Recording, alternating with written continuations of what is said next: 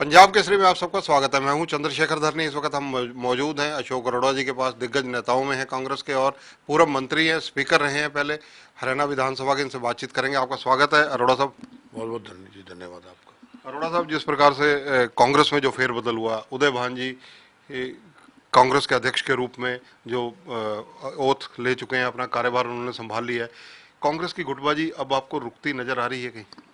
देखिए, संगठन किसी भी पार्टी का फेरबदल होना एक रनिंग प्रोसेस है। संगठन में नए लोग आते हैं, पुराने को और जिम्मेवारी दी जाती है। हरियाणा प्रदेश के अंदर उदय भान जी कांग्रेस पार्टी के प्रदेश के अध्यक्ष बने हैं, 4 कार्यकारी अध्यक्ष भी नियुक्त किए गए। मैं मानता हूं कि उदय भान जी बहुत पुराने नेता हैं। 1987 में पहली बार एमएलए बने। राजनीति में भी उनका बहुत तजर्बा है। Being district president Congress party के लिए उन्होंने काम किया है, तो एक संगठन का भी तजर्बा है। तो निश्चित रूप से उनके अनुभव का फायदा कांग्रेस पार्टी को मिलेगा।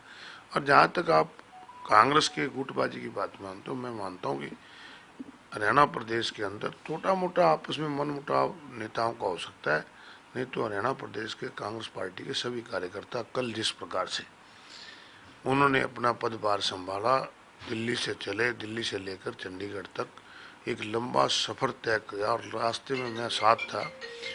कितने ही लोगों ने उनको स्वागत किया। मैं मानता हूँ कि नीचे कोई गुटबाजी नहीं, सारी कांग्रेस पार्टी एक है। अगर चर्चा की जाए दक्षिण हरियाणा की, दक्षिण हरियाणा से उदय भान जी का नाता है, दक्षिण हरियाणा में कांग्रेस को इसका कितना बेनिफिट मिलेगा? क्योंकि बीजेपी लगभग कांग्रेस के उस एरिया को काफी हद तक पीछे कैप्चर कर चुकी है। बात दक्षिण हरियाणा, उत्तरी हरियाणा, मैं तो हरियाणा प्रदेश एक छोटा सा प्रदेश है, इसको एक ही प्रदेश मान के चलता हूँ। और जिस प्रकार से उदय भान जी तो हरियाणा प्रदेश के एक छोर होडल से बिलोंग करते हैं, 4 बार हसनपुर, 3 बार हसनपुर से, 1 बार होडल से एमएलए रहे हैं। तो हरियाणा प्रदेश में, पूरे हरियाणा प्रदेश में उनको निश्चित रूप से उनके अनुभव का फायदा मिलेगा। अगर चर्चा की जाए, क्योंकि भूपेंद्र सिंह हुड्डा नेता प्रतिपक्ष हैं, 10 साल चीफ मिनिस्टर रहे हैं, काफी देर से लोगों की, उनके समर्थकों की ये भावनाएं थी कि उनको ताकत दी जाए। अब जिस प्रकार से कांग्रेस आला कमान ने एक बार फिर से उन पर पूरा ब्लाइंड ट्रस्ट किया है, इसके रिजल्ट 2024 में क्या रह सकते हैं?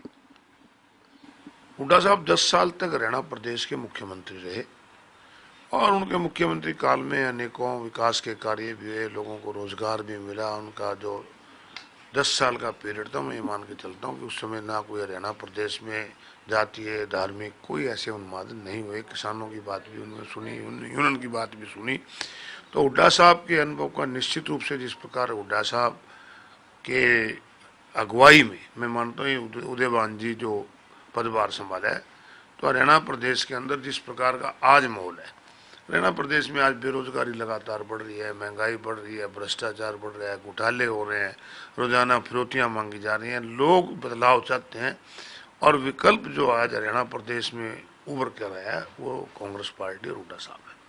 कुलदीप बिश्नोई के ट्वीट्स, उनकी भाषा शैली जो आ रही है, वो कहीं ना कहीं नाराजगी जाहिर कर रही है। कांग्रेस एक परिवार है, परिवार में थोड़ा बहुत मन मुटाव होना स्वाभाविक है, परंतु मैं मानता हूँ कि कुलदीप बिश्नोई जी वरिष्ठ साथी हैं कांग्रेस पार्टी के, और कांग्रेस पार्टी के हाईकमान से मिलकर अपनी जो दिक्कतें रखेंगे, मैं मानता हूँ हाईकमान उनकी दिक्कत को दूर करेगा। अरोड़ा जी, आप पुराने सीनियर नेताओं में हैं। हरियाणा में इस वक्त प्रमुख मुद्दे अगर चर्चा की जाए, कौन कौन से हैं जिनको लेकर कांग्रेस आने वाले दिनों में सड़कों पर या संघर्ष के मूड में आ सकती है? देखिए, हरियाणा में सबसे बड़ा मुद्दा जो आज है वो है बेरोजगारी का। बेरोजगारी दर पूरे देश में हरियाणा प्रदेश में सबसे ज्यादा हो गई है। दूसरा बात है सुरक्षा की। आज कोई शहर ऐसा नहीं बचा कि जहाँ फिरौतियाँ ना मांगी जा रही, जहाँ पर एटीएम ना लुटे जा रहे हो, दुकान पे बैठे लोगों पर गोलियां ना चलाई जा रही हो, बढ़ती महंगाई का, इन सब मुद्दों को लेकर कांग्रेस पार्टी चाहेगी और निश्चित रूप से कांग्रेस की सरकार। अरोड़ा जी, बेरोजगारी का आपने जिक्र किया। हरियाणा पब्लिक सर्विस कमीशन के SC की परीक्षाएं भी अब रद्द हुई। सारे परीक्षाएं कहीं ना कहीं बच्चों को जो है निराश कर रही हैं। मैं 2-3 दिन पहले हरियाणा प्रदेश के मुख्यमंत्री का बयान पढ़ रहा था, जिसमें मुख्यमंत्री जी कह रहे हैं कि राजीव गांधी जी कहा करते थे कि 1 रुपया जाता है तो 15 रुपये ही नीचे लगते हैं, ऐसी व्यवस्था है।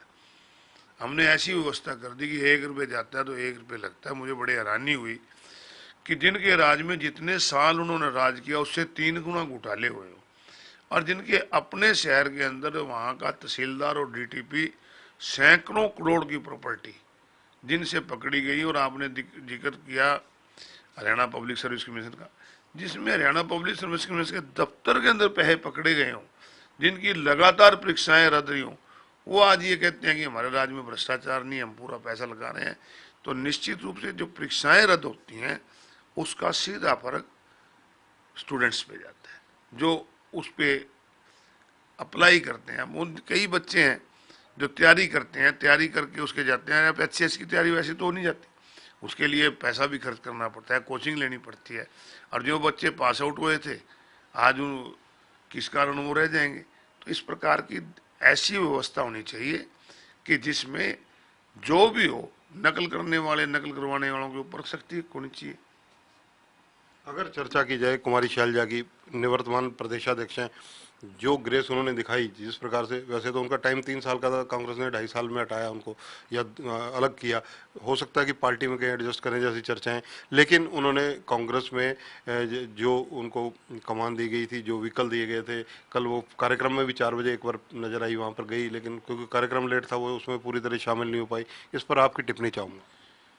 कुमारी शैलजा जी कांग्रेस पार्टी की वरिष्ठ नेता हैं और उनके और हुड्डा साहब के नेतृत्व में कांग्रेस पार्टी ने जो पिछला चुनाव लड़ा था, जिसमें 31 MLA भी हरियाणा प्रदेश में आए, वो लगातार कांग्रेस पार्टी के बेहतर के लिए उन्होंने काम किया।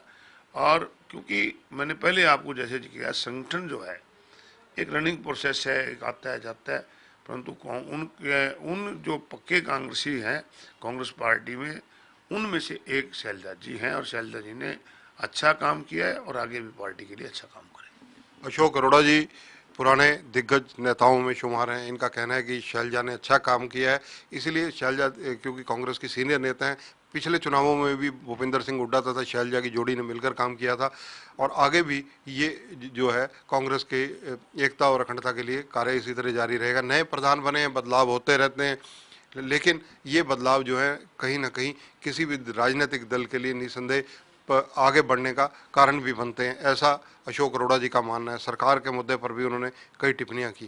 कैमरामैन संजय सिंह के साथ चंद्रशेखर धरनी, पंजाब केसरी टीवी, चंडीगढ़। हमसे जुड़े रहने के लिए हमारे YouTube चैनल को सब्सक्राइब करें और नई वीडियो की नोटिफिकेशन के लिए बेल आइकॉन को दबाएं।